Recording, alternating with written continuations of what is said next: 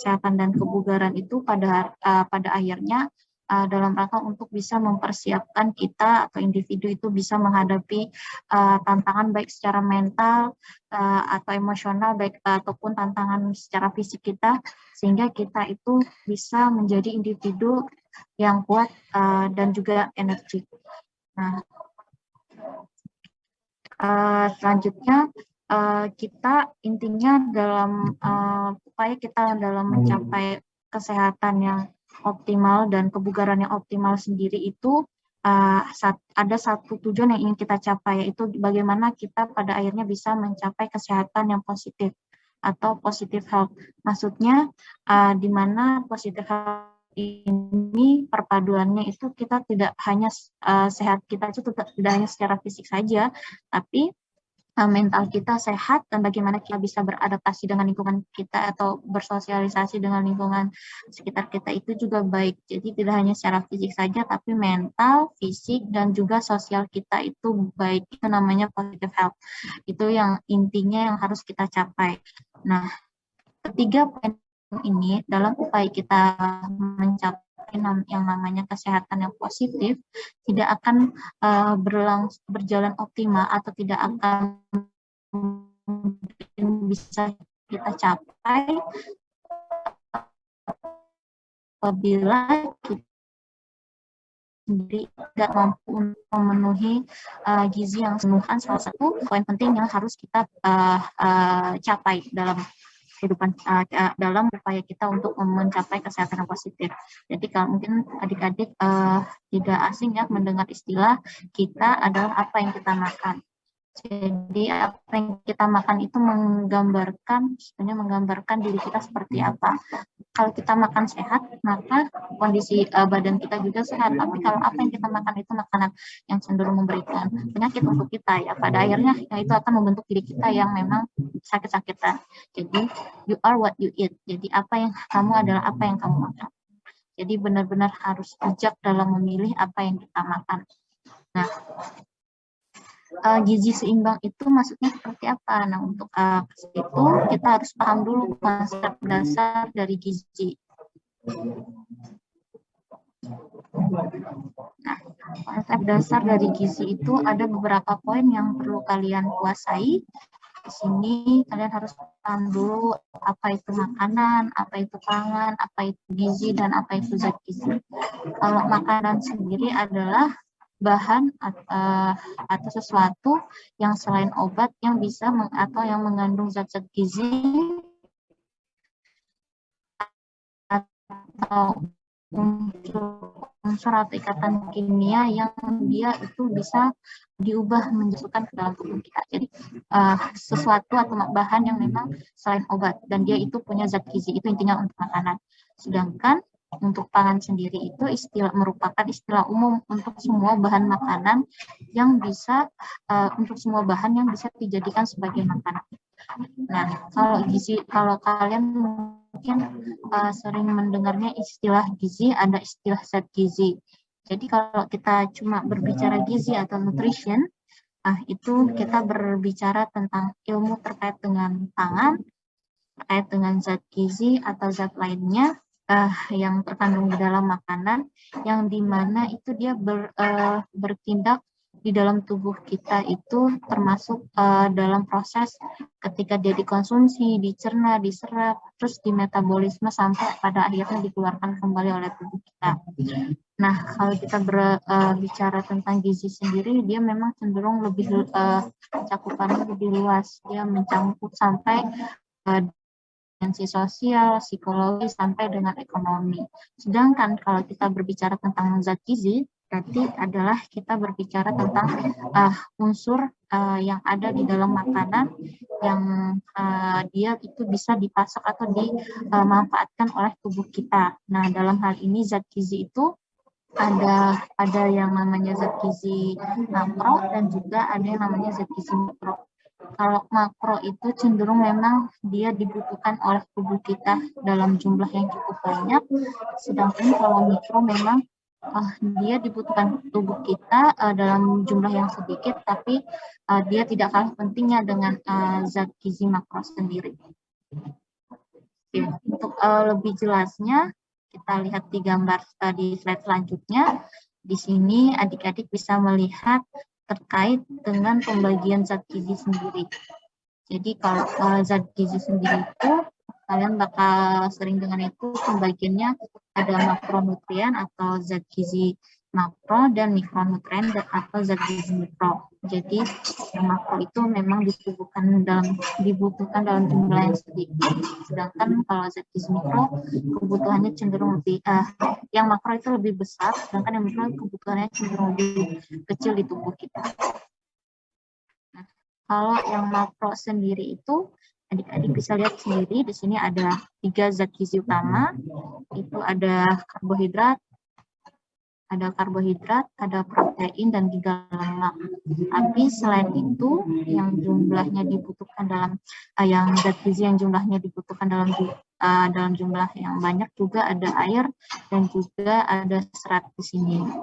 Sedangkan di sisi kanan ini adalah zat gizi mikro, yang termasuk dalam zat gizi mikro sendiri itu ada vitamin dan juga mineral. Oke, jadi fungsinya zat gizi ini apa saja?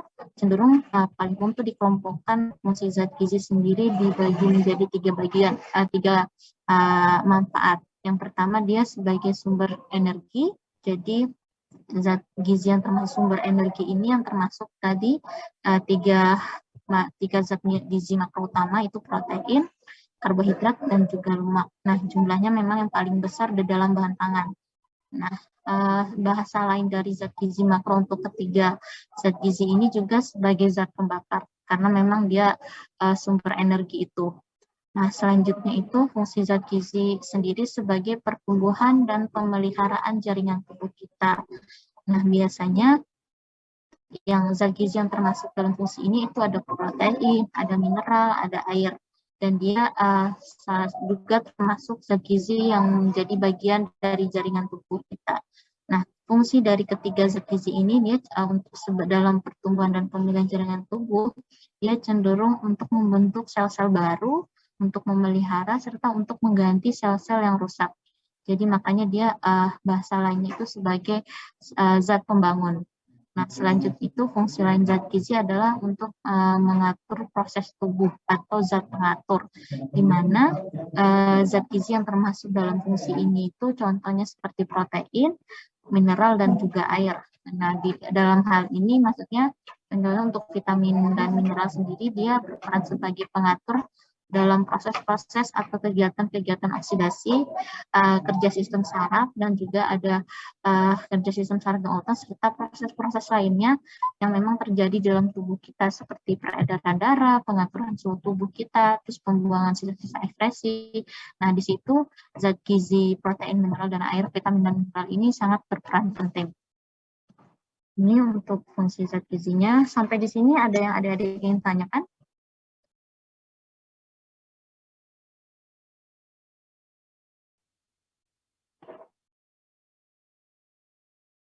Bisa Ibu lanjutkan? Bisa, Bu. Oke. Tadi Ibu sudah menjelaskan terkait dengan konsep dasar zat gizi. Sudah dijelaskan pengertian dari zat gizi itu apa, gizi itu apa, serta contoh yang termasuk dari zat gizi sendiri itu apa saja. Selanjutnya kita masuk ke pedoman gizi seimbang. Jadi kalau kita berbicara tentang gizi kan kita ditekankan bagaimana kita bisa memenuhi kebutuhan gizi kita itu secara optimal.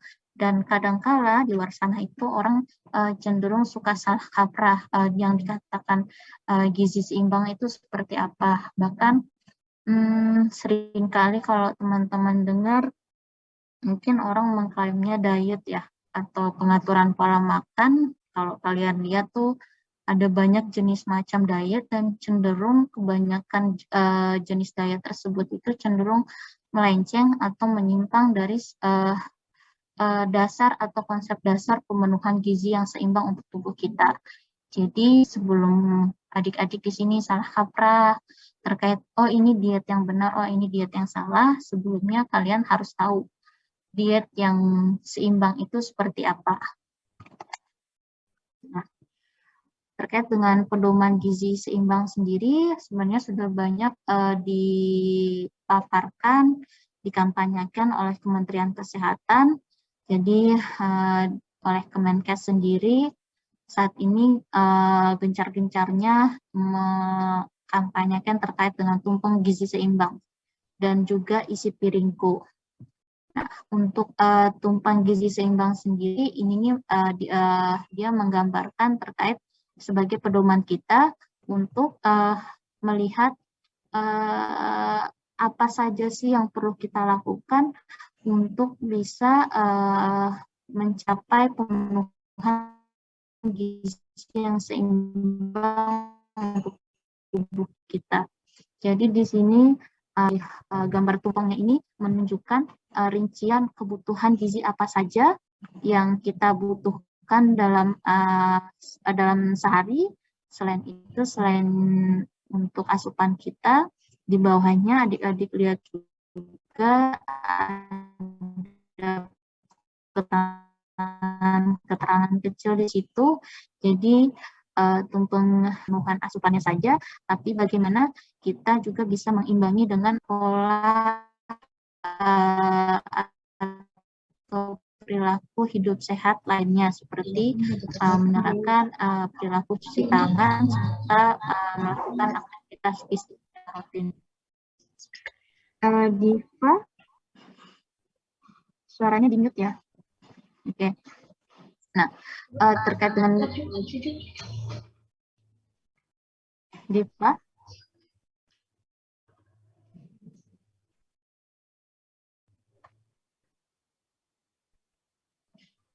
Oke, Ibu lanjutkan ya.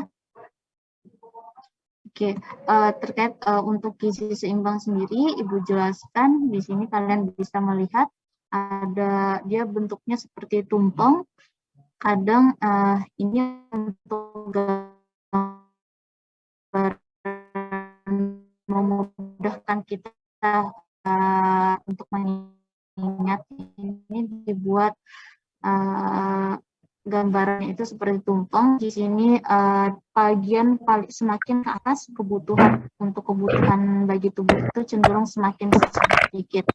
Jadi kalau kalian di sini paling dasar sumber mana karbohidrat. Jadi memang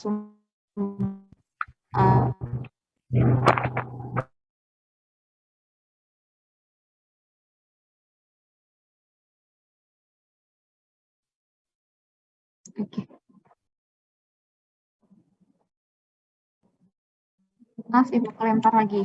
Suara Ibu udah jelas nggak? Ya Bu, kadang putus-putus Bu. Suaranya patah-patah Bu. Kalau putus-putus, patah-patah ya. Sekarang Iya masih. Bu, masih Bu. Masih Bu. Sebentar. Sinyalnya kurang bagus ya.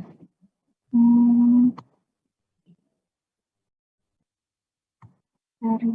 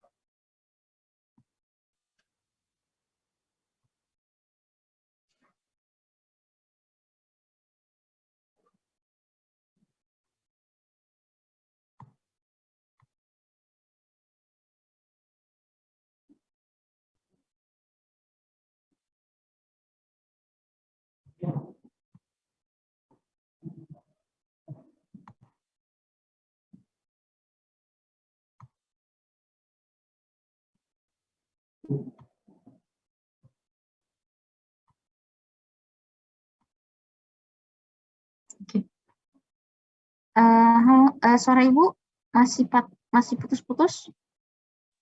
Tidak, Ibu. Tidak, Ibu. Tidak, Bu. Ibu. Nanti kalau masih putus-putus, Ibu diingatkan ya, nggak apa-apa pas Ibu lagi ngajar. Baik, Bu. Baik, Bu.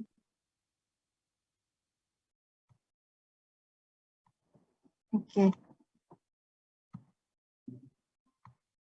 Sudah muncul di layarnya? Sudah, Bu. Sudah, Bu. Ibu lanjutkan ya. Jadi tadi terkait dengan tumpeng gizi seimbang sendiri, yang paling dasar itu tadi Ibu jelaskan, yaitu ini merupakan sumber energi. Jadi kalau untuk sumber energi sendiri memang dia kebutuhan sehari untuk kita itu sendiri memang dia cenderung lebih besar dibandingkan kelompok pangan yang lain. Jadi untuk sumber energi dalam hal ini karbohidrat sendiri, dia setidaknya kita harus untuk bisa memenuhi gizi yang seimbang, setidaknya dalam sehari itu kita mengkonsumsi sekitar 5-4 porsi dalam sehari. Jadi kalau di sini bisa adik-adik lihat sumber karbohidrat itu tidak hanya nasi ya, kalian bisa dapat dari tepung-tepungan, dari sagu, dan juga dari umbi-umbian. Nanti biasanya kalau di luar negeri itu cenderung untuk sumber energi lebih banyak di gandum, karena memang konsumsi rotinya cenderung tinggi. Kalau kita, jadi selain ada umbi-umbian juga jagung. Jadi jangan salah pahami jagung sebagai sayur ya, karena jagung itu sumber energi. Nah, selanjutnya di atasnya sumber energi atau karbohidrat sendiri, adik-adik bisa lihat ini ada sayur-sayuran, dan juga ada buah-buahan. Jadi kenapa posisinya sama?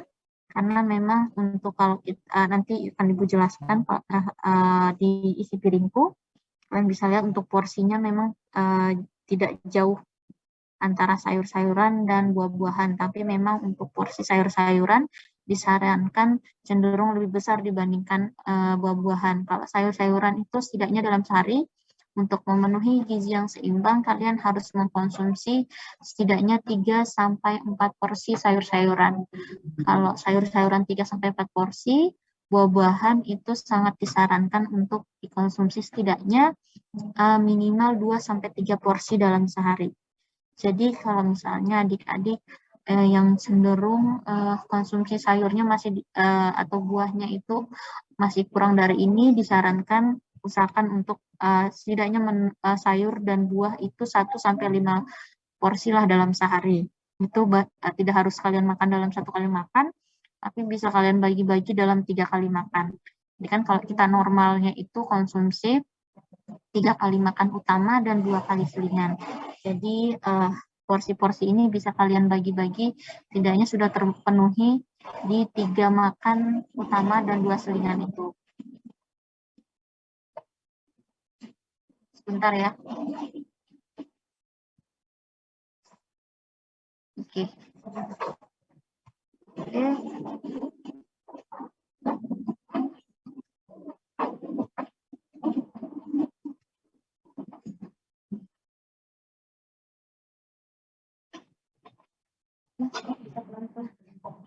Maaf ya.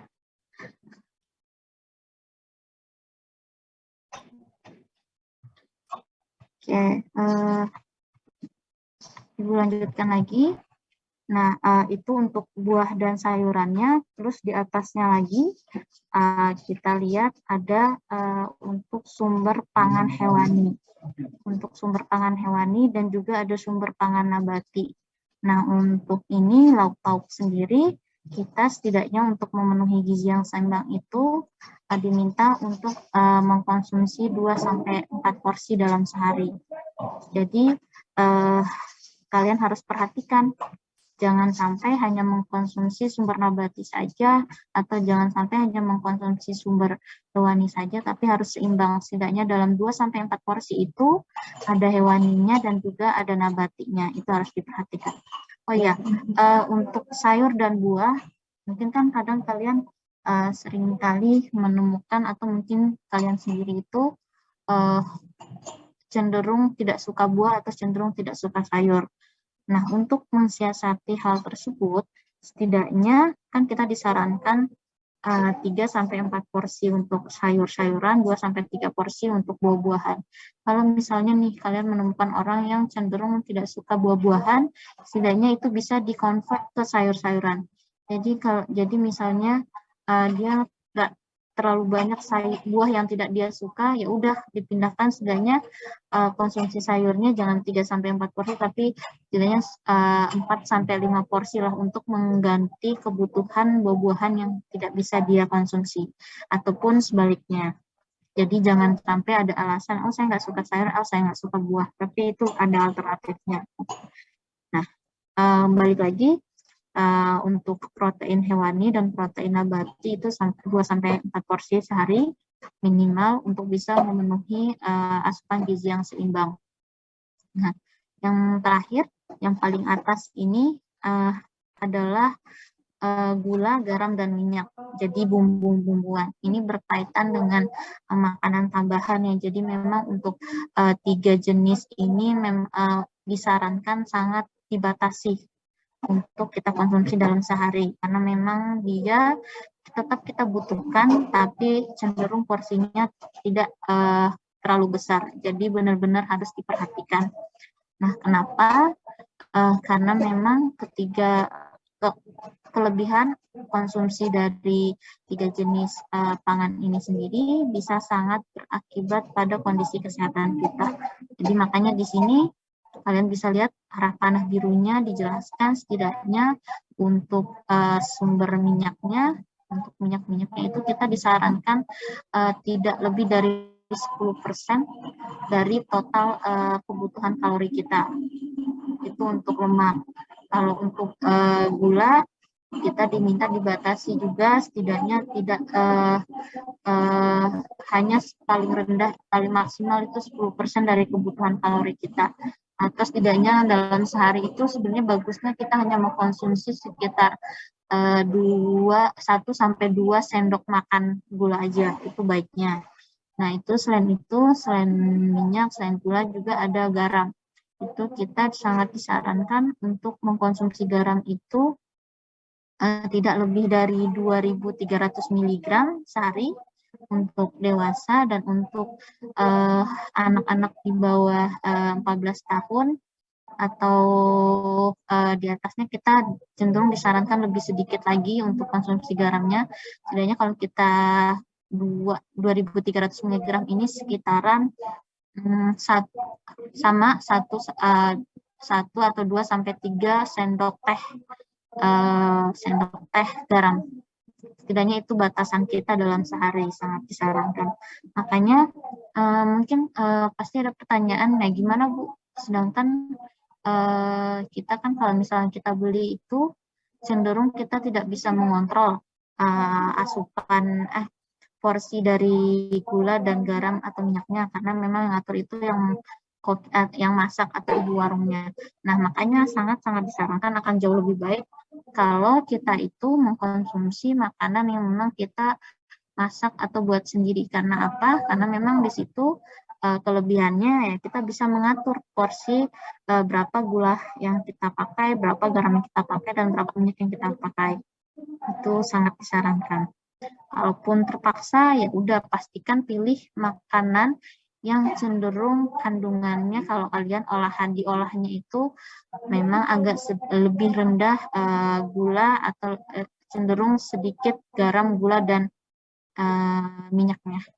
Itu kalian harus benar-benar aware untuk memilih jenis dan olahan makanan yang kalian beli.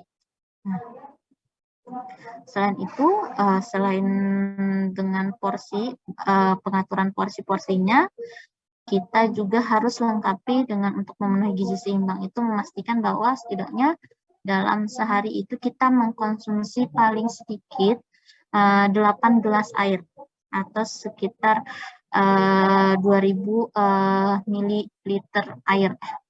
Itu harus 2.000 mili atau 2 liter air setidaknya dalam sehari. Atau mudahnya itu minimal 8 gelas dalam sehari. Nah, selain itu juga kita harus imbangi, pastikan kita dalam kehidupan sehari-hari kita sebelum dan setelah makan kita mencuci tangan, atau sebelum melakukan aktivitas apa-apa kita harus mencuci tangan. Dan selain itu, selain pola perilaku yang sehat, perilaku yang bersih, kita juga harus menerapkan pola aktivitas yang sehat, seperti jangan biasakan terlalu banyak duduk atau terlalu banyak main, boleh saja main game, tapi pastikan jangan sampai berjam-jam itu hanya kalian habiskan dengan duduk, tapi sekali-sekali ada aktivitas lain, kalian gerakan tubuh kalian, jalan kaki ke kampus atau gimana, pokoknya terapkan pola aktivitas yang cenderung rutin, dan juga biasakan untuk berolahraga, tidak harus lama, tapi paling tidak dalam sehari itu 30 menit, 10-30 menit ada aktivitas olahraga yang kalian lakukan. Nah, selanjutnya untuk lebih lengkapnya terkait dengan porsi-porsi sendiri, adik-adik bisa lihat di contoh isi piringku yang dikembangkan oleh Kementerian Kesehatan sendiri. Di sini Kementerian Kesehatan itu membuat semacam gambaran, setidaknya isi piring kita yang kita konsumsi dalam satu kali makan itu yang baik itu seperti apa. Jadi ini kalian bisa lihat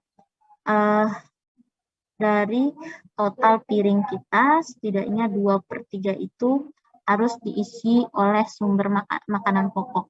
Makanan pokok itu maksudnya apa? Yaitu makanan sumber energi.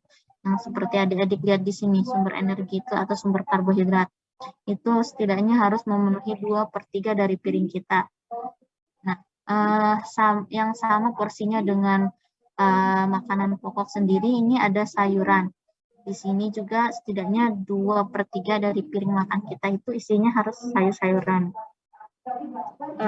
Selanjutnya, selain makanan pokok dan sayuran, 1/3-nya itu kita isi dengan lauk pauk. Selain lauk pauk, porsi yang sama juga berlaku untuk buah-buahan. Setidaknya 1/3 dari piring kita itu isinya adalah buah-buahan. Jadi ini adalah gambaran mudahnya, tidaknya dalam satu kali makan itu piring kita harus seperti apa, isi piring kita harus seperti apa. Oke. Sampai di sini ada pertanyaan? Saya Bu izin bertanya. Boleh, siapa? Enid ya, silakan. Ya. Perkenalkan, nama saya Enid Rahmawati dari kelas B Farmasi Umum. Ya. Saya ingin bertanya Bu, apakah ada patokan khusus untuk melihat bahwa zat gizi seseorang itu sudah tercukupi? Terima kasih Bu. Ya, bagus pertanyaannya Enid. Jadi, apakah ada patokan khusus untuk kita mengetahui apakah asupan gizi seseorang itu sudah terpenuhi atau tidak?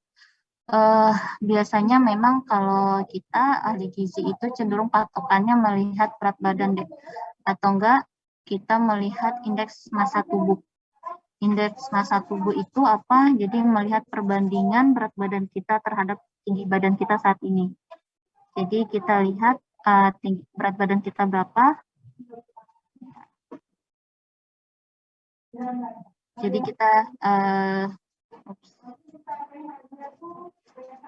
kita lihat tinggi badan kita berapa dan berat badan kita berapa, karena harus proporsi antara keduanya itu sangat menentukan apakah kita itu asupan gizinya sudah seimbang atau tidak. Kalau dari perhitungan IMT sendiri sangat disarankan indeks massa tubuh kita itu setidaknya berada di kisaran 18,5 sampai 25, itu berdasarkan peraturan Departemen Kesehatan. Nah, kalau lebih dari 25, itu kita udah termasuk overweight. 25 sampai 30 poinnya kita masuknya overweight. Di atas 30 kita sudah masuknya obesitas. Sedangkan sebaliknya kalau kita poinnya di bawah 18,5, poin IMT-nya itu di bawah 18,5, berarti kita itu sudah tergolong kurang gizi atau undernutrisi. Nah, disitulah kita patokan di situ. Kalau misalnya kisaran IMT kita itu, indeks massa tubuh kita berada di kisaran 18,5 sampai 25 atau 24,5, itu kita berarti asupan gizinya, asupan gizi kita itu sebenarnya sudah bagus. Tinggal bagaimana kita mempertahankan itu. Nah, sebaliknya, tapi kalau misalnya kita poinnya di bawah itu atau poinnya di atas itu, maka kita harus menyesuaikan. Apakah kalau dia di bawah berarti harus kita optimalkan lagi asupan kita, tingkatkan lagi asupan kita. Nah, sebaliknya kalau berlebih, kita harus memperhatikan lagi porsi makan kita harus kita kurangi.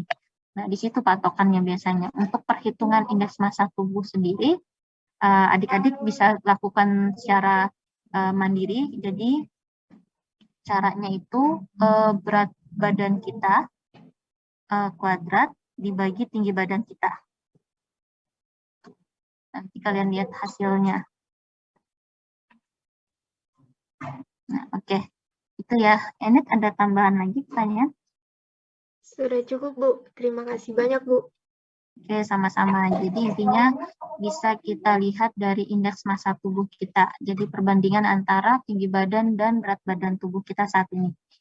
Gitu ya. Oke. Kita ada yang lain? Ada yang ditanyakan? Izin bertanya, Bu. Oke. Siapa yang Yuliana? Saya izin bertanya. Gimana ya, Bu, kalau misalnya tinggi badan sama beratnya itu nggak sebanding, gimana ya, Bu? Itu apakah termasuk kurang gizi? Nah itu, oke. Itu aja Yuliana. Itu aja pertanyaannya. Kalau misalnya tinggi sama berat badannya tuh nggak sebanding, Bu, jauh, gimana ya, Bu? Apakah itu termasuk kurang gizi? Nah, oke. Ya seperti yang Ibu bilang tadi, kita baru bisa klaim apakah kita kurang gizi atau kita overweight atau obesitas itu kita lihat dulu apakah perbandingannya itu sudah seimbang apa tidak. Seimbang atau tidak itu kita lihat dari indeks massa tubuh kita. Indeks massa tubuh itu kita peroleh dari rumusnya itu berat badan kita dikuadratkan dibagi dengan tinggi badan kita. Nah, kalau poinnya berada pada kisaran 18,5 sampai 25, itu tinggi badan sama berat badan kita itu sudah tergolong normal.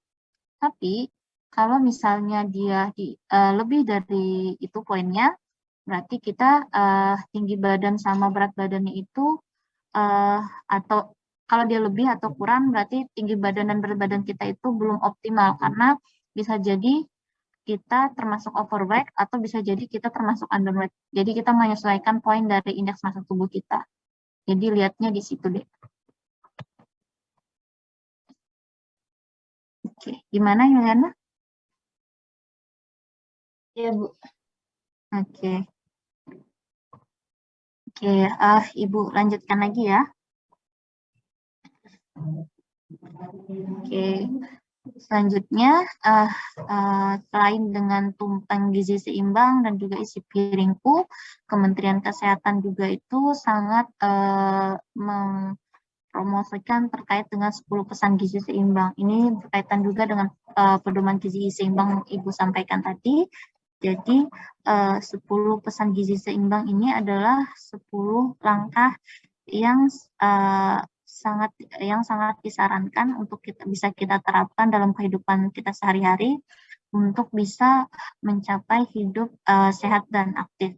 Nah, 10 langkah itu apa saja? Yang pertama, di sini adik-adik bisa lihat adalah bagaimana kita bisa mensyukuri dan menikmati aneka ragam jenis makanan.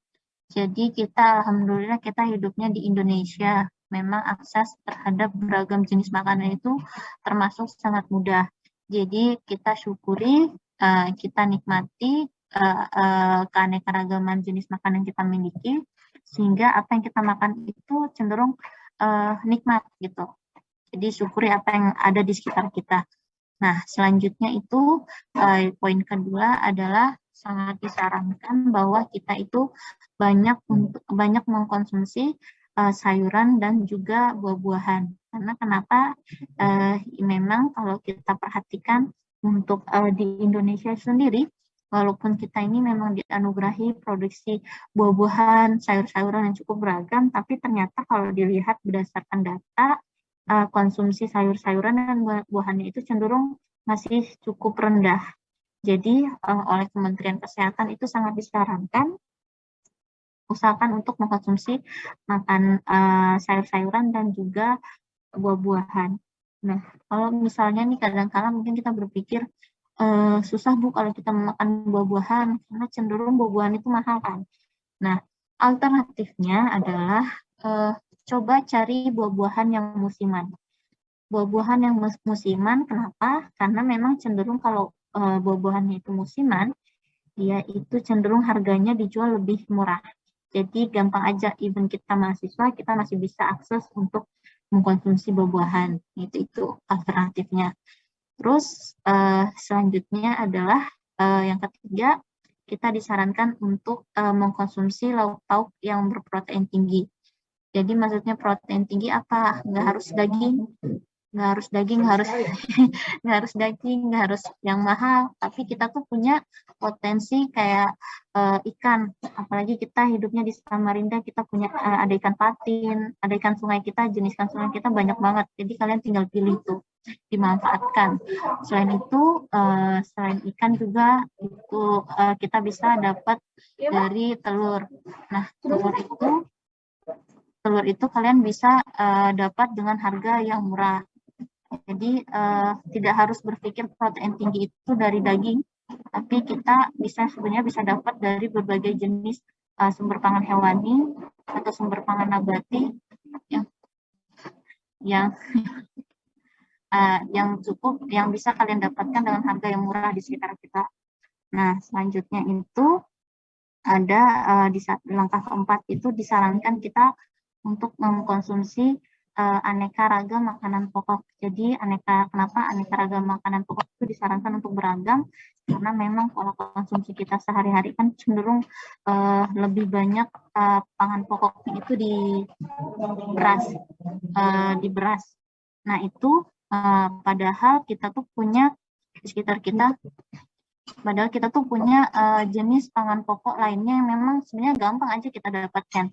Contohnya seperti umbi-umbian, kentang, atau jagung. Dan itu cenderung memang bahkan lebih murah kalau kita aksesnya.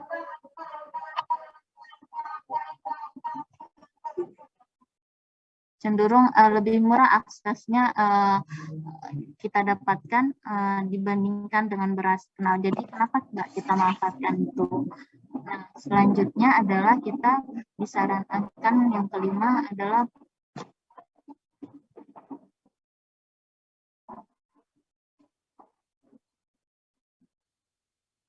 kita disarankan untuk membatasi konsumsi makanan-makanan yang manis, makanan-makanan yang asin dan juga berlemak. Itu berkaitan dengan yang berada di puncak tertinggi dari tumpang gizi seimbang tadi. Kita disarankan untuk membatasi konsumsi gula, minyak, dan juga garam. Itu harus kita perhatikan asupannya dalam sehari. Selanjutnya langkah ke-6 itu kita disarankan untuk membiasakan sarapan pagi sebelum beraktivitas. Kenapa sarapan pagi itu penting untuk kita lakukan? Karena memang yang pertama itu merupakan modal atau sumber energi utama kita sebelum kita beraktivitas penuh seharian. Jadi di pagi hari. Nah, selain itu ketika khususnya untuk adik-adik yang memang cenderung dalam program ingin diet atau menjaga pola makannya, sarapan itu sangat-sangat disarankan karena cenderung orang yang sarapan pagi dulu itu cenderung bisa menekan nafsu makannya untuk makan siang dan selanjutnya. Sehingga untuk sarapan itu sangat-sangat disarankan, jangan sampai di skip. Itu harus kita sarapan dulu sebelum ke kampus atau sebelum melakukan aktivitas pagi, itu sangat disarankan. Selain itu, kenapa kita tidak memboleh melewati waktu sarapan? Karena memang untuk sarapan sendiri setidaknya itu dia menyumbang sekitar 20% dari kebutuhan energi kita dalam sehari. Jadi sayang banget kalau sampai kita skip. Bayangin kita kekurangan sampai 20% energi. Itu sangat berdampak sekali untuk tubuh kita. Nah, selanjutnya yang di ketujuh ini kita disarankan untuk minum air putih yang cukup dan aman. Maksudnya cukup dan aman itu kita tadi cukup itu setidaknya minimal dalam sehari itu ada 8 gelas air putih. Terus aman itu pastikan bahwa air putih yang kita minum itu bersih dan juga bukan air putih yang mentah, karena menghindari ada E. coli atau ada bakteri di dalamnya. Jadi pastikan air putih yang kita konsumsi itu adalah air putih yang bersih dan juga aman. Nah, yang kedelapan ini kita diminta untuk membiasakan membaca label pada kemasan makanan. Kenapa? Kenapa kita sangat disarankan untuk membaca label?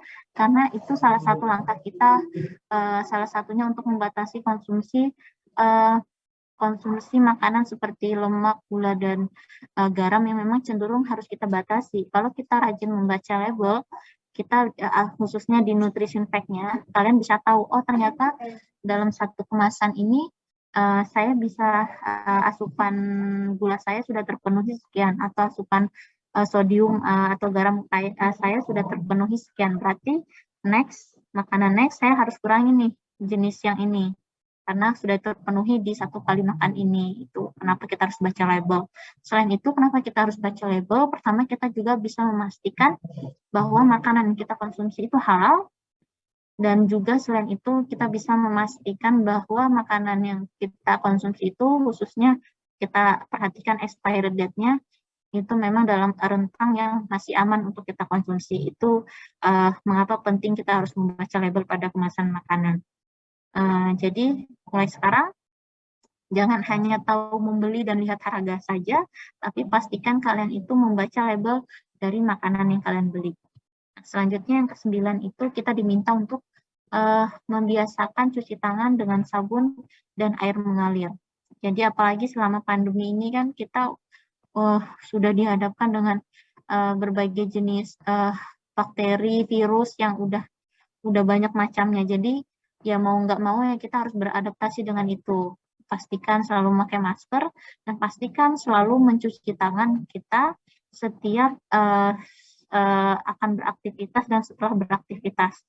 Itu untuk memastikan bahwa kita memang dalam kondisi yang bersih. Terus yang terakhir di sini kita sangat disarankan untuk berolahraga secara teratur dan menjaga berat badan normal kita. Berat badan normal itu berapa yang tadi itu?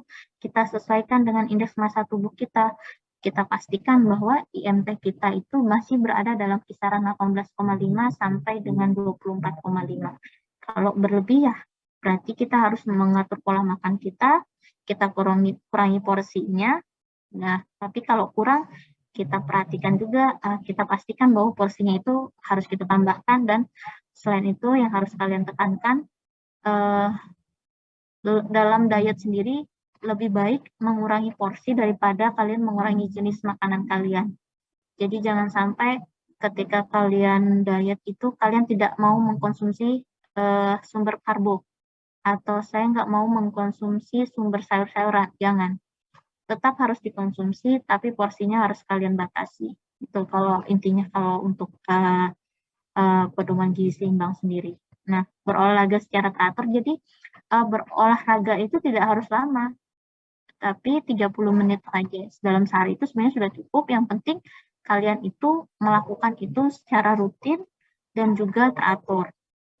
Jadi kan misalnya dalam sehari, setidaknya kita meluangkan waktu ya 15-30 menit, mungkin setelah bangun tidur atau mungkin di sore hari setelah kalian pulang dari kampus, itu disempatkan untuk setidaknya ada kegiatan aktivitas olahraga.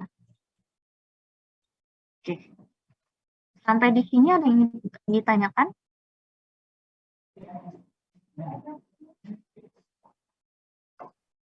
Ibu, saya izin bertanya. Ya, Pak Ajeng ya, oke silakan. Baik, perkenalkan saya Ajeng Herlinda Anggreni, saya dari kelas B umum. Yang mau saya tanyakan tadi, Bu, tadi kan ada porsi di dalam buah dan sayur. Nah, kalau misalnya buah dan sayur ini tidak terpenuhi, apa efek samping dari hal tersebut, Bu? Oke. Oke. Bu, Sama-sama, good pertanyaannya Ajeng. Jadi apa sih yang akan kita alami ketika ada sumber pangan yang tidak bisa kita penuhi asupannya. Contohnya tadi mungkin dari Ajeng, kalau misalnya kita tidak mengkonsumsi sayur, kita tidak mengkonsumsi buah-buahan, itu gimana? Jadi kita harus tahu sendiri. Kalau kita dari dari yang sudah Ibu jelaskan tadi kan Ibu sudah sampaikan bahwa sayur dan buah ini merupakan sumber mineral. Jadi kalau kita lihat dari fungsi zat gizi sendiri, si sayur dan mineral ini termasuk di bagian mengatur proses tubuh sebagai zat pengatur dan juga sebagai zat pertumbuhan dan pemeliharaan jaringan tubuh. Jadi kalau misalnya nih kalau kita tidak mengkonsumsi sayur dan buah, berarti ini akan berdampak pada proses pertumbuhan dan pemeliharaan jaringan tubuh kita, dan juga akan berdampak pada proses fungsi zat pengatur dalam tubuh kita. Khususnya untuk sayur dan buah ini cenderung yang paling berpengaruh itu ya asupan zat mineral dan vitamin kita itu jadi sangat terbatas, sangat tidak terpenuhi. Karena apa? Karena memang untuk vitamin dan mineral walaupun ya kita bisa dapatkan itu dari suplemen, tapi tidak manfaatnya mungkin cenderung tidak akan jauh lebih baik ketika kita memperoleh itu dalam bentuk yang natural dari sayur dan buah. Jadi pengaruhnya di situ ya aja. Sama halnya kalau misalnya nih kalian tidak mengkonsumsi dalam sehari, tidak mengkonsumsi sumber karbohidrat, yaitu sangat berpengaruh ke pemenuhan asupan energi kalian. Jadi cenderung kita itu lebih lemas atau dalam beraktivitas cenderung kurang bertenaga atau kurang energi. Karena memang sumber energi kita tidak ada. Nah, itu ya Ajeng ya. baik, terima kasih, Bu. Ya, sama-sama. Oke, yang lain ada yang ingin bertanya? Baik Bu, saya ingin bertanya Bu. Boleh. Silakan. Baiklah, sebelumnya saya izin memperkenalkan diri. Saya Muhammad Zikri Hajraner dari kelas B umum. Saya ingin menanyakan tentang pendapat Ibu, di mana mungkin di beberapa beberapa masyarakat mungkin mengetahui bahwa orang-orang yang kurang waras di jalanan atau mungkin yang mengalami kondisi mental yang rusak di jalanan itu digadang-gadang memiliki kondisi fisik yang bagus, di mana dia tidak pernah kelihatan sakit, tidak pernah kelihatan lemas dan gimana-gimana. Sementara kita yang telah istilahnya mengonsumsi makanan yang layak pun masih saja terkena seperti beberapa penyakit kecil seperti batuk, flu, dan lain-lain. Itu berarti menandakan bahwa yang namanya stres dari seseorang atau tingkat mental seseorang itu mempengaruhi gizi seseorang ya Bu? Ya, betul. Oke. Itu udah Zikri. Ya, itu dari saya Bu. Oke, menarik pertanyaannya Zikri. Ya, kalau kita berpikir secara nalar ya, pasti kan kok kenapa ya kalau kita lihat orang-orang yang kurang gangguan mental atau yang di jalan-jalan yang sering kita lihat itu cenderung kok dia bisa kuat-kuat aja kalau kita lihat, sedangkan kita yang memang cenderung menerapkan hidup sehat atau hidup bersih kok kena senggol orang batuk di sebelah aja tiba-tiba besoknya kita udah batuk gitu kan.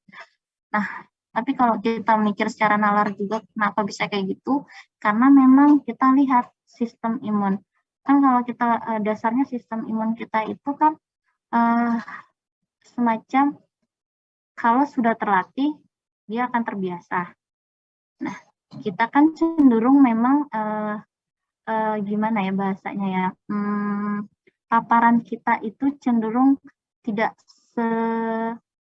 seganas paparannya, bahasanya nggak seganas ya, apa ya, tidak separah paparan yang dialami mereka yang di luar sana. Kalau di luar kan memang paparannya mungkin mereka sakit awalnya, tapi ternyata mereka bisa melalui itu. Nah, akhirnya terbentuklah antibodi mereka yang cenderung lebih kuat, lebih tebal dibandingkan kita. Sedangkan kita kan memang karena kita menerapkan hidup sehat, hidup bersih, Nah, dan ya kita memang ada fenomena yang kita di mana ada virus-virus yang kita tidak ketahui dan tubuh kita tidak pernah tahu itu, jadi sistem imun kita tidak mengenal itu. Ketika kita kena ya kita gampang down, sedangkan mereka tuh cenderung memang kayak dari awal pertahanannya karena mereka pola makannya juga ya gitu, kalian tahu kan, tidak teratur, tidak hygiene, terus kondisi lingkungannya juga tidak bersih. Nah itu karena memang mereka sudah terbentengi secara kayak alam tuh sudah menseleksi mereka dari awal gitu deh. Sedangkan kita ya memang gitu, ada proses, kita bisa juga kayak gitu, tapi memang kita butuh proses untuk itu. Makanya mereka cenderung seperti itu. Kalau asupan makan, ibu lihat tuh, kalau kita lihat ada yang, kalau kita perhatikan orang-orang yang gangguan mental tuh ada yang gemuk, ada yang tidak. Karena memang kalau yang gemuk tuh memang mereka makan deh, cuma ya gitu langsung makan aja, tapi ya yang nggak bersih. Tapi karena mereka sudah terbiasa, jadi walaupun nggak bersih tapi ya tetap bisa sehat-sehat aja untuk mereka karena memang udah sistem imunnya sudah terbentuk di situ. Gitu. Untuk kita lihat dia apakah dia benar-benar sehat atau tidak, ya kita belum tahu karena kita karena harus ada pemeriksaan kesehatan secara ini kan kita nggak tahu. Tapi kalau memang secara kasat mata ya mereka untuk beraktivitas ya sehat-sehat aja. Ini ya tergantung sistem imun paparannya gimana deh. Oke, jelas ya Zikri? Baik, terima kasih Bu. Ya, oke. Oke, Ibu lanjutkan lagi ya. Nah.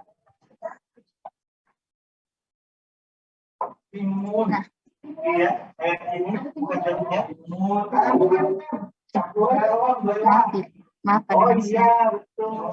Oke, kita lanjutkan lagi.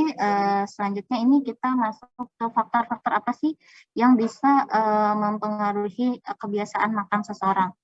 Kalau kita berbicara tentang kebiasaan makan, itu bisa kita tahu sendiri, kebiasaan makan itu tidak semerta-merta itu muncul begitu saja, tapi itu ada proses yang panjang yang pada akhirnya bisa membentuk kebiasaan makan kita yang seperti saat ini. Nah, kalau adik-adik lihat di layar, di slide, kalian bisa lihat di sini ada beberapa faktor yang bisa mempengaruhi pola kebiasaan makan seseorang. Dalam hal ini untuk orang dewasa khususnya, ini ada faktor eksternal dan juga ada faktor internal.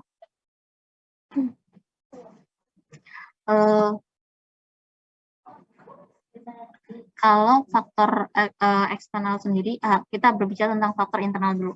Jadi kalau faktor internal sendiri itu, ini kebiasaan makan kita cenderung berkaitan dengan karakteristik dan kebutuhan psikologi kita.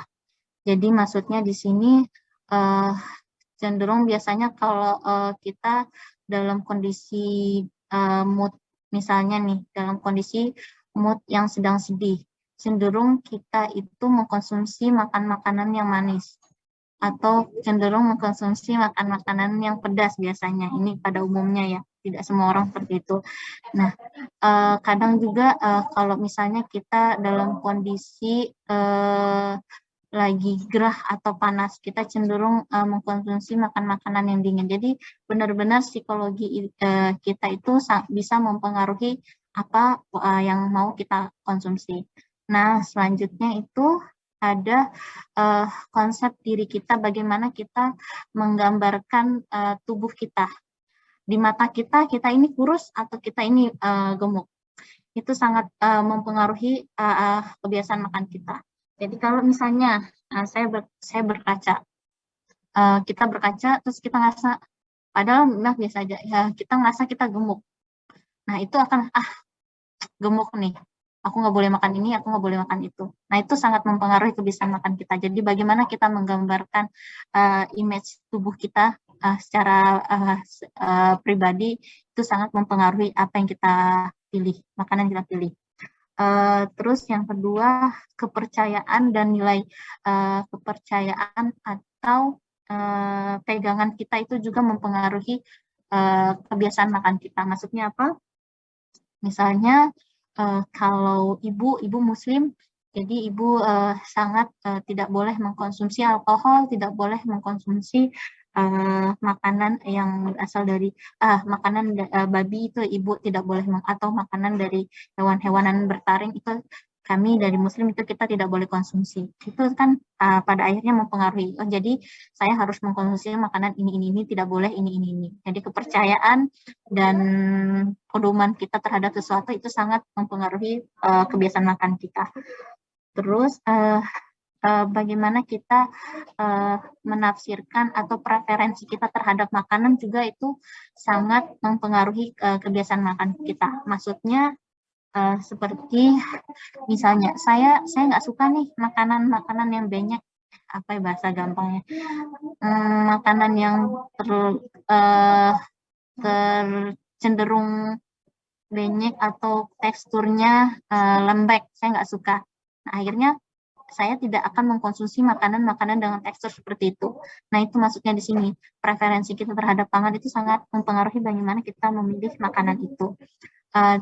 Selanjutnya adalah perkembangan psikososial. Maksudnya perkembangan psikososial itu psikologi kita yang diakibatkan psikologi kita yang terbentuk karena sosial kita.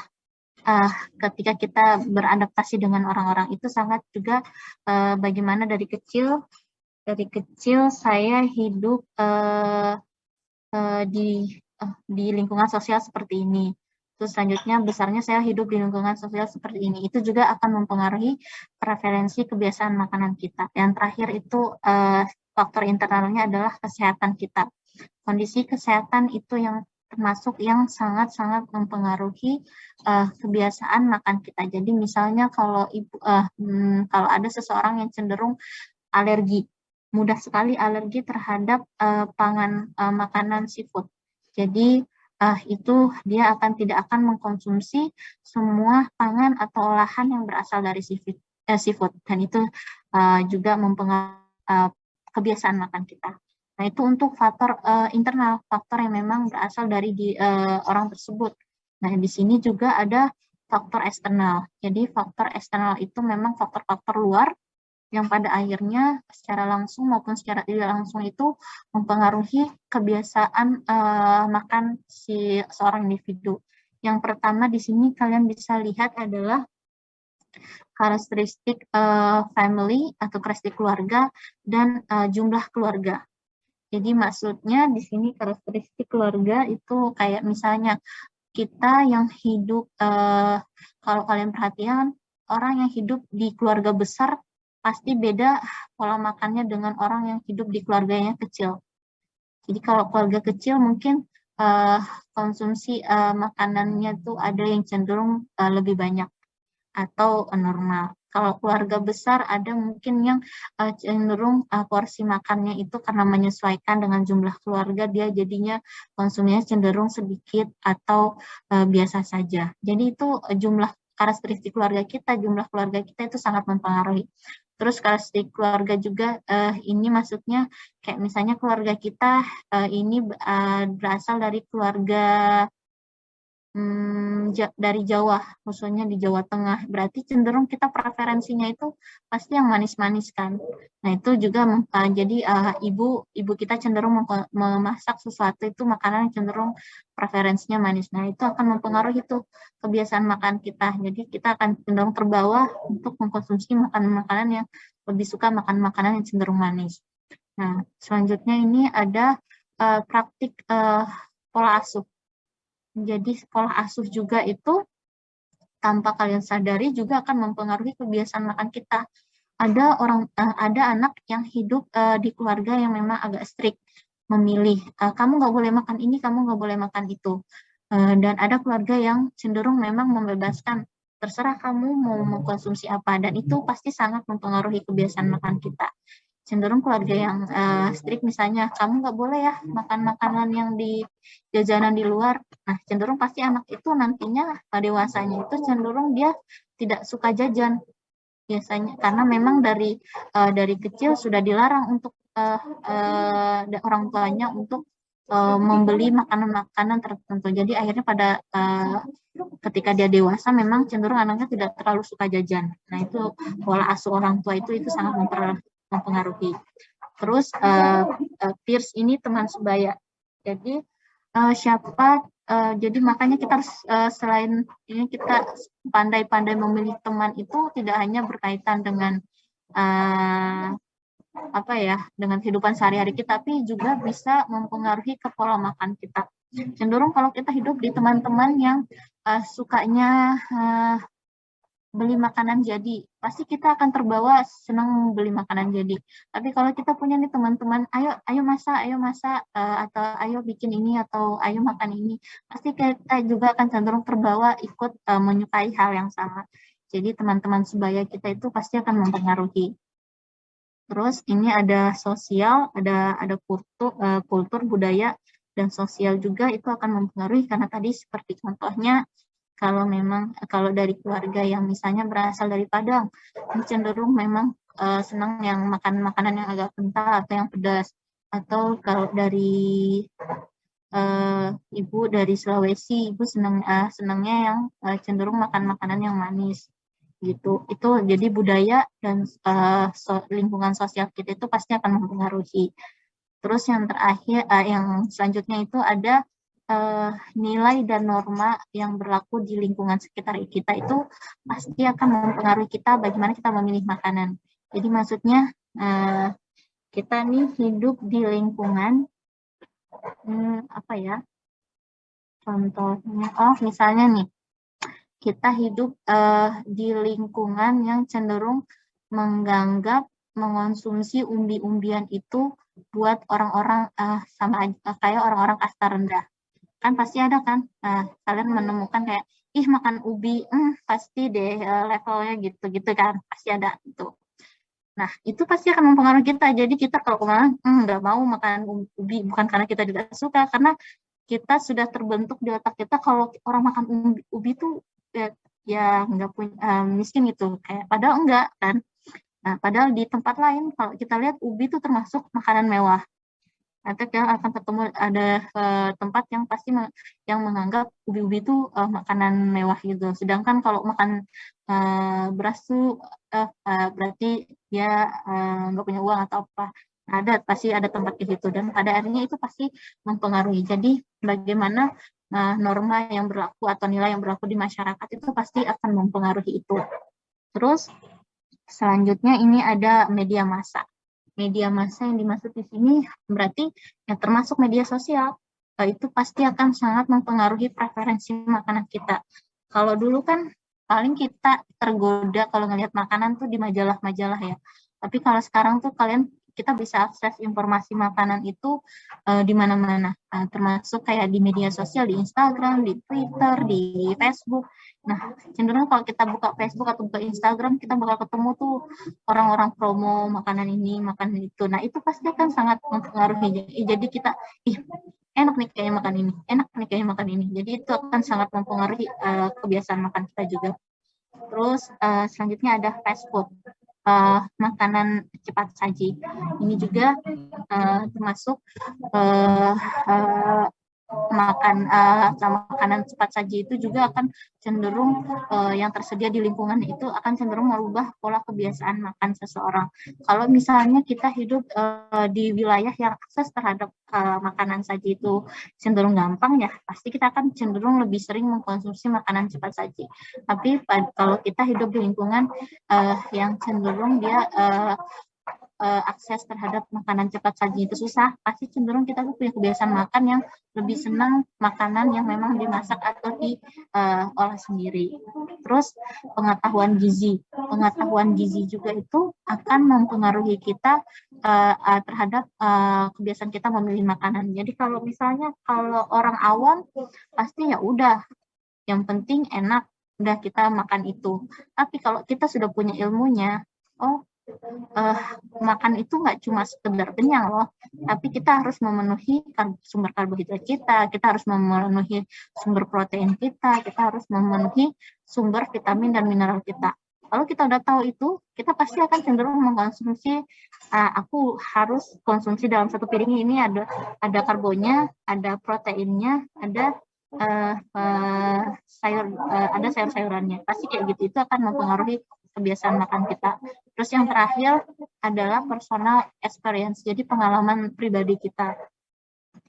Pengalaman pribadi kita terhadap sesuatu itu juga akan mempengaruhi pemilihan makanan kita. Misalnya nih, kita punya kalau pengalaman yang menyenangkan nih contohnya ya. Kalau misalnya kita sebelumnya tidak pernah mengkonsumsi makanan kayak sushi gitu, misalnya kita nggak pernah, ketika kita mengkonsumsi makan sushi, ternyata enak ya sushi. Nah, pada akhirnya itu bisa mempengaruhi preferensi kita, akhirnya memilih makanan Jepang. Oh, ternyata sushi, terus olahan makanan Jepang ternyata enak. Ternyata setelah saya coba ternyata itu enak, itu pada akhirnya kita akan cenderung merubah juga kebiasaan makan kita. Atau ada pengalaman buruk kita terhadap makanan. Misalnya kalian kalau ibu pernah dengar cerita teman ibu ya, dia pernah konsumsi daging entah daging ayam atau daging itu aku lupa, tapi ketika di ini masih ada darah gitu, darahnya di situ ketika dia potong. Nah, itu benar-benar bikin dia trauma, akhirnya dia tidak terlalu suka makan daging tuh. Nah, itu akan mempengaruhi kebiasaan. Pada akhirnya dia udah tidak mau atau sangat jarang mengkonsumsi daging. Nah, itu bagaimana pengalaman seseorang tuh bisa mempengaruhi kebiasaan makan. Itu untuk faktor eksternalnya. Nah, selain faktor eksternal, selain faktor internal, itu juga ada juga faktor yang secara umum itu bisa mempengaruhi kebiasaan makan kita. Yang pertama itu adalah yang kalian lihat di atas, itu bagaimana kondisi sosial ekonomi yang terjadi di sekitar kita. Maksudnya apa nih? Paling terbaru mungkin kalian bisa lihat yang masalah minyak goreng ya. Minyak goreng kan itu termasuk masalah ekonomi, termasuk masalah politik juga kan sebenarnya. Nah, akhirnya kan pada akhirnya itu akan membuat kita cenderung karena minyak gorengnya mahal, akhirnya kita cenderung jarang tuh mengolah makanan yang digoreng atau cenderung membeli makanan yang digoreng karena memang akses karena minyak gorengnya itu terlalu mahal untuk dibeli.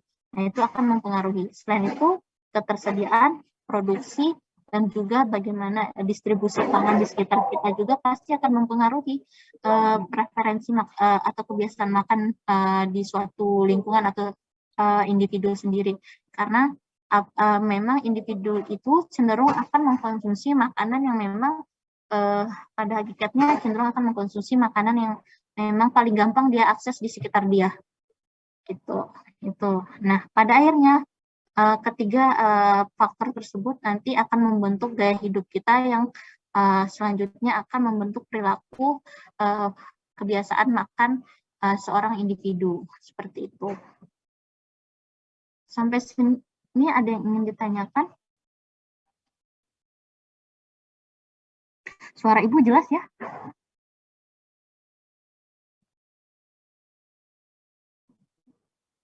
Jelas.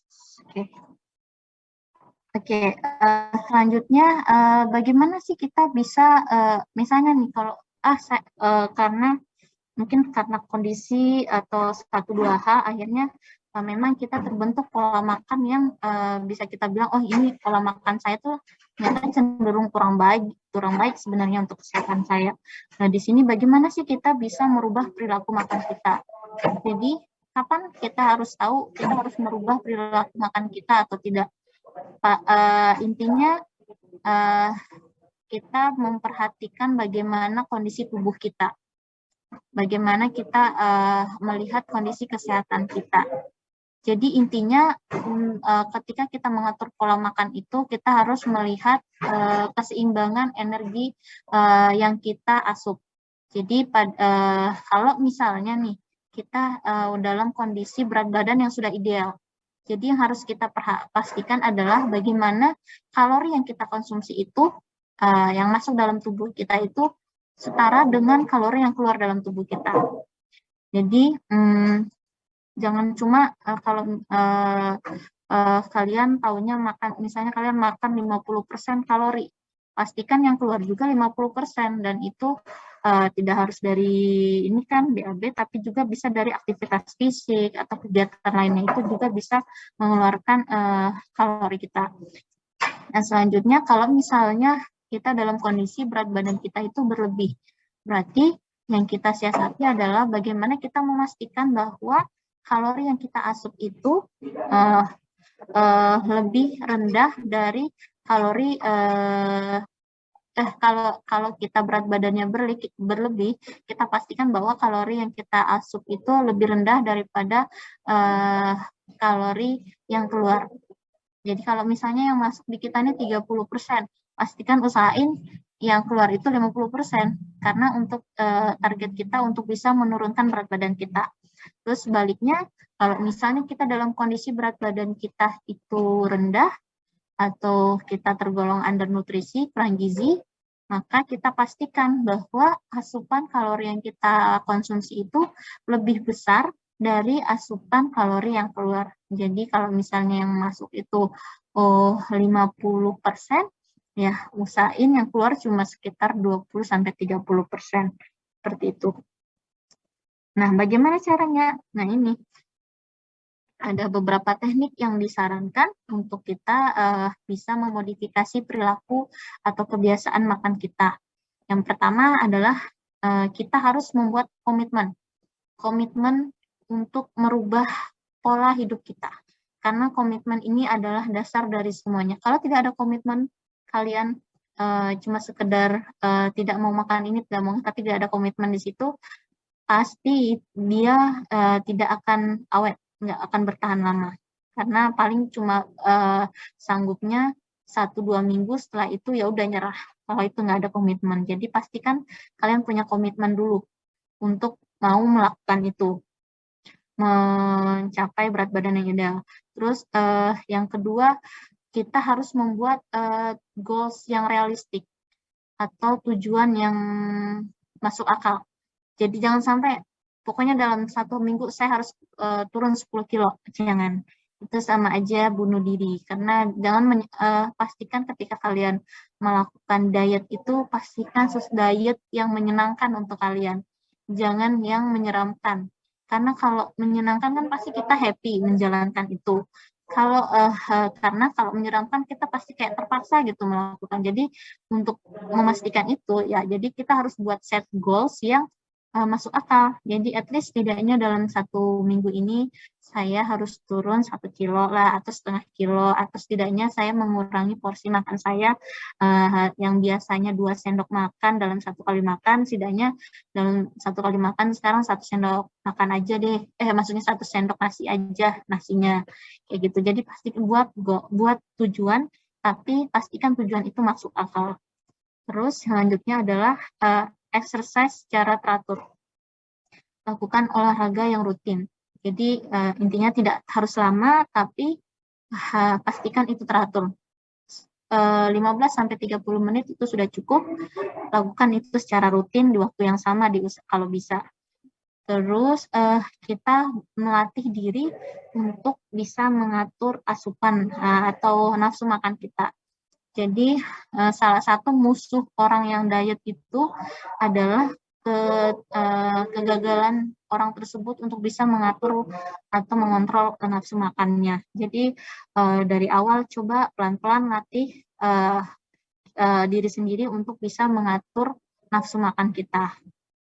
Jangan sampai kalau udah punya niat diet, tapi ketika lihat makanan kesukaan ini lupa. Terus ketika lihat iklan makanan ini lupa lagi mau makan itu. Jadi harus pastikan kita melatih diri untuk bisa mengontrol nafsu makan itu. Selanjutnya adalah kita disarankan tekniknya adalah mengkonsumsi lebih sedikit lemak, karena memang cenderung orang-orang yang overweight atau orang-orang yang obesitas itu asupan lemaknya itu cenderung berlebih.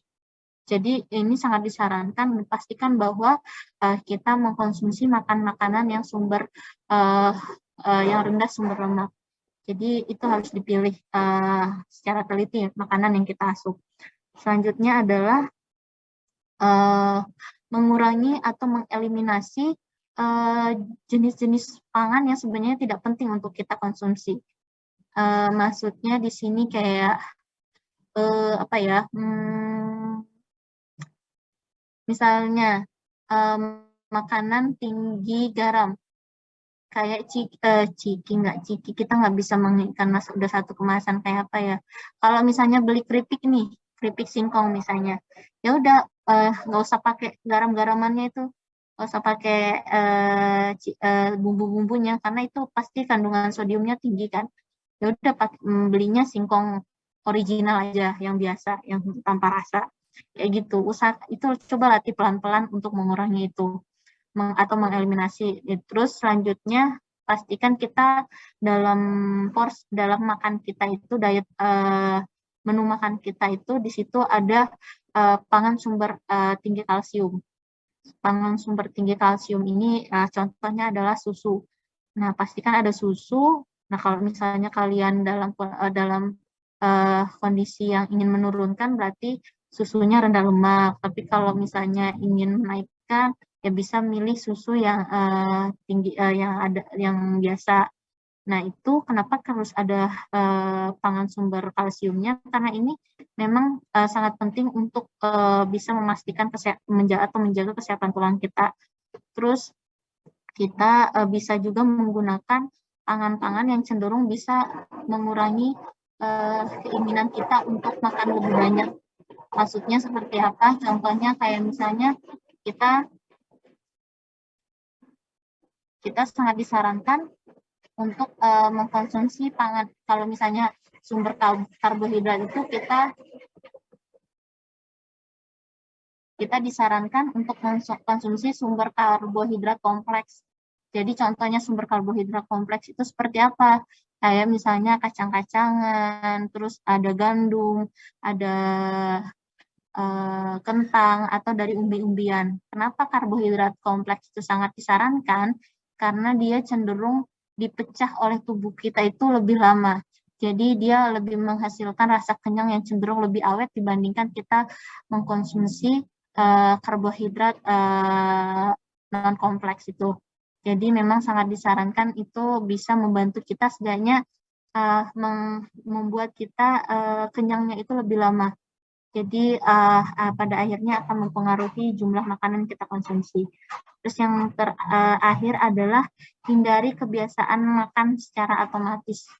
Maksudnya apa? Misalnya kita lagi enak-enak nih, lagi diet, terus ada enak-enak jalan atau enak-enak lagi di kelas, tiba-tiba ada datang temen yang nawarin pizza.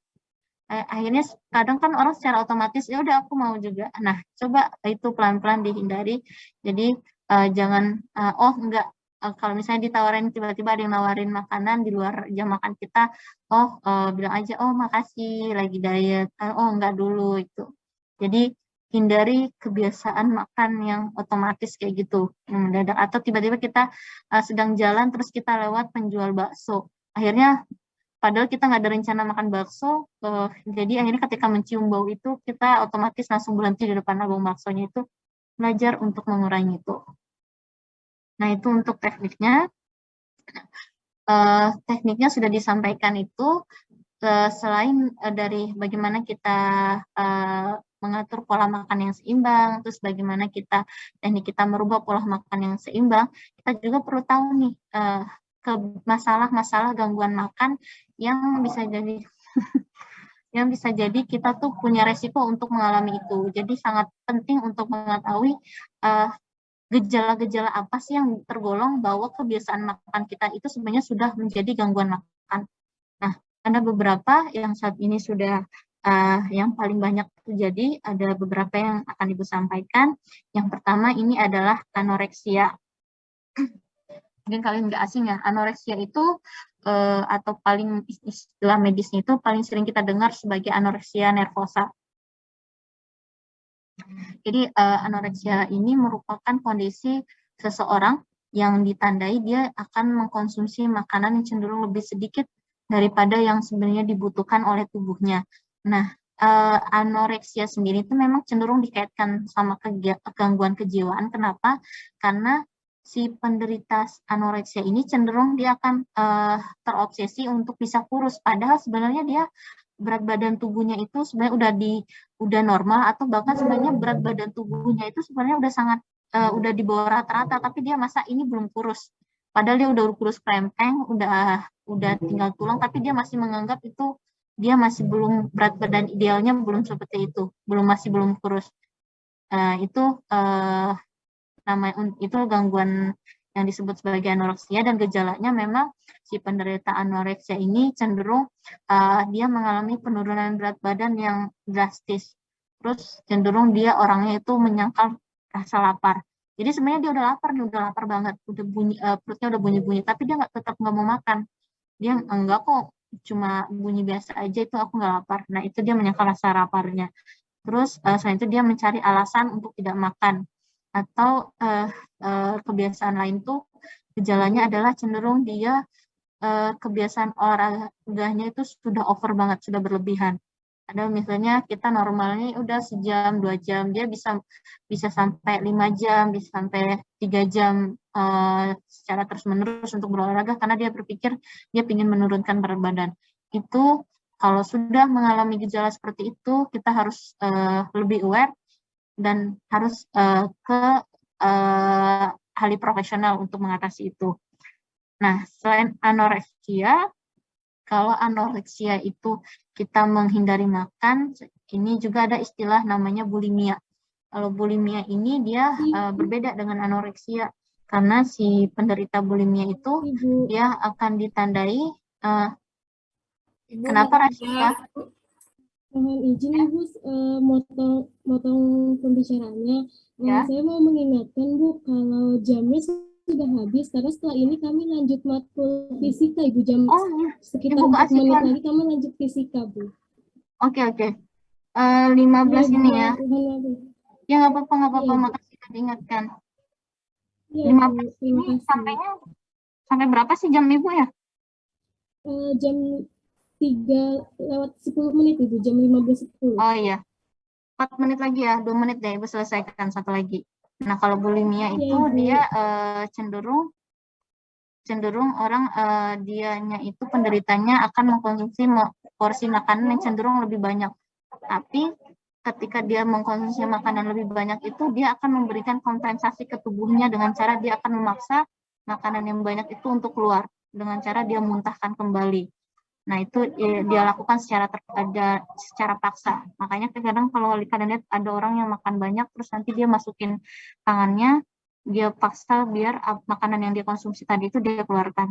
Nah gejalanya memang si penderita ini dia tidak punya kemampuan untuk mengontrol diri terhadap porsi makan yang dia konsumsi, terhadap frekuensi juga tidak bisa dia kontrol. Terus dia cenderung akan memaksa apa yang sudah masuk dalam tubuhnya itu untuk keluar lagi. Nah, itu bulimia. Terus yang terakhir ini ada binge eating disorder. Kalau dia hampir sama dengan bulimia, tapi kalau bulimia itu dia mengeluarkan kembali makanan yang sudah dia makan. Tapi kalau si binge eating ini dia tidak mengeluarkan. Jadi si seseorang ini punya ketidakmampuan untuk bisa mengontrol dirinya untuk makan dengan porsi yang banyak, dengan frekuensi yang sering. Namun orang ini tidak melakukan perilaku atau kompensasi bagaimana makanan yang dia konsumsi itu bisa dikeluarkan atau bagaimana makanan dia konsumsi tadi itu bisa dia kurangi. Dia tidak punya kemampuan untuk itu. Nah ini binge eating disorder ini termasuk dari gejala gangguan makan. Oke. Untuk Ibu, materi hari ini dari Ibu itu saja. Karena sebentar lagi kalian akan berlanjut ke fisika ya. Oke. Karena sebentar lagi akan berlanjut ke fisika, Ibu cukupkan sampai di sini. Ada pertanyaan dari adik-adik? Oke. Kalau sudah cukup, mungkin kalaupun ada pertanyaan silakan di WA-kan ke Ibu. Insya Allah akan Ibu jawab. Demikian untuk pertemuan kita hari ini ya. Kurang lebihnya Ibu mohon maaf kalau selama pelaksanaan pertemuan kita ini kurang kondusif, Ibu mohon maaf.